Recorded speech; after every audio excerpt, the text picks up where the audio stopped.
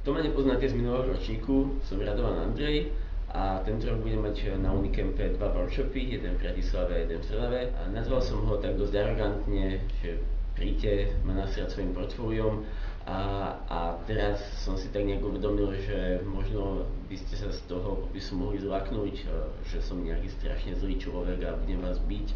A tak som si povedal, že spravíme malé video, kde vám to vysvetlíme. To nasranie kreatívneho riaditeľa v agentúre portfólio môže byť zlá vec alebo dobrá vec. Keď ho nasriete v momente, keď sa uchádzate o prácu reálne, pošlete mu nejaký mail, v ktorom pošlete CVčko a z CVčka ja neviem povedať, či máte talent alebo nemáte talent, tak to je to nasranie, ktoré nechcete mu spôsobiť. Hej. Keď nasriete na workshope, kde príde a chce byť nasratý a chce proste vidieť, čo robíte a povedať vám, akou formou máte prezentovať svoju kreatívu alebo v čom to môžete posunúť ďalej alebo prečo niečo nie je dobré alebo prečo niečo je dobré, tak to môže byť práve ako naopak pre vás zmysluplné a pomôcť vám to v tom momente, keď začnete hľadať reálne prácu, aby ste mali portfólio, ktoré bude prevyšovať všetkých ostatných.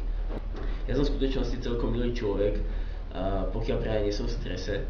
Keď som v strese, tak bývam zlý na ľudí, ale sľubujem, že na workshopoch budem úplne pokojný a nevystresovaný a vypnem si mobilný telefón, aby ma neotrávali z agentúry, ani klienti. Nájdem si na vás čas a dokonca chcel by som spraviť kritiku vlastného prvého portfólia, keď som prvýkrát si hľadal prácu pred 10 rokmi a išiel som do vtedy najväčšej agentúry na Slovensku, tak som mal také nejaké ako šofríkové portfólio, ktoré je dnes celkom na smiech, takže aby ste sa nebáli, že očakávam teraz idei, ktoré budú hrať Cannes. Ja viem, kde som začínal, viem, aké veľmi zlé veci som robil vtedy, takže veľmi rád vám ich ukážem, aby ste sa mohli na nich zasmiať spolu so mnou a zároveň vám ukážem, čo si o nich dnes myslím dostupom času.